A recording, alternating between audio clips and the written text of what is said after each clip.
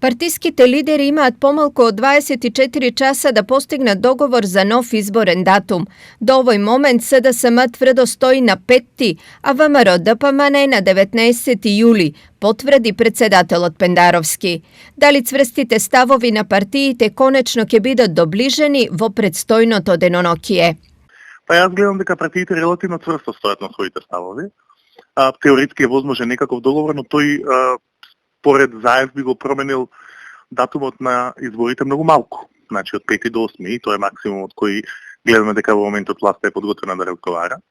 Но имајте предвид дека неизбежноста на изборите поради законските рокови ќе направи на опозицијата да е тешко да преговара многу цврсто за тие прашања.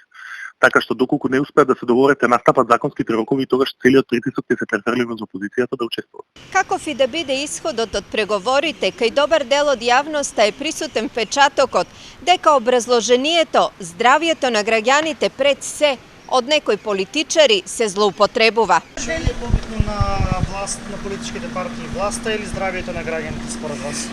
Според мене треба да биде здравието, а според нив не знам да ви кажам. Власта. На сите е власт. Тоа се знае.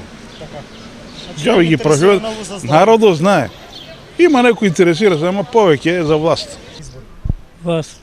Ако сами не се чуваме, никој нема да не чува. Точно е тоа за здравието. Ама парламентот не работи, не функционира. Значи треба да имаме чист премиер. Имало договор или не, за сега непробојните партиски ставови ги делат само 14 дена. Што е толку важно дали изборите ќе бидат на 5 или на 19 јули?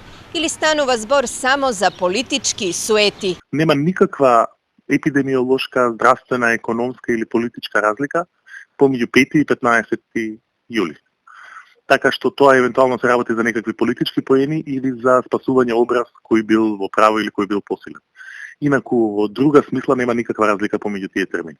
Во меѓувреме за вечерва кај председателот Пендаровски веќе е закажана средба меѓу лидерите на СДСМ Зоран Заев и лидерот на ВМРО ДПМН Христијан Мицковски.